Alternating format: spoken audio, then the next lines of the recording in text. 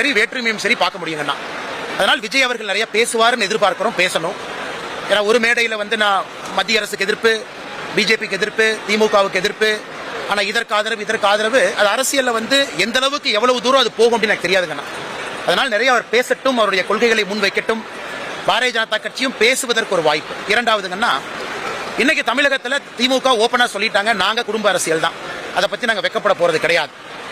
எல்லா மூத்த தலைவர்களையும் ஓரங்கட்டி விட்டு உதயநிதி ஸ்டாலின் அவர்களை துணை முதலமைச்சராக ஆக்கியிருக்கின்றோம் வெளிப்படையா அறிவிச்சிட்டாங்க. இது புதுசு. இத்தனை நாளா குடும்ப அரசியல் இல்லைன்னு சொன்னவங்க இன்னைக்கு வெளிப்படையா குடும்ப அரசியல் ஒத்துக்கிட்டாங்க. இதை மக்கள் எந்த அளவுக்கு பாக்குறாங்க. மூன்றாவது, ஊழல் குற்றச்சாட்டுல சிக்கி ஜெயிலில் ரொம்ப காலம் இருந்து பெயில்ல வெளியே வந்திருக்கிறவங்களுக்கு காந்தியவாதி என்கின்ற பட்டத்தை கொடுத்து மறுபடியும் அதே பொறுப்பு கொடுக்குறாங்க. இதை தமிழக மக்கள் எப்படி பாக்குறாங்க?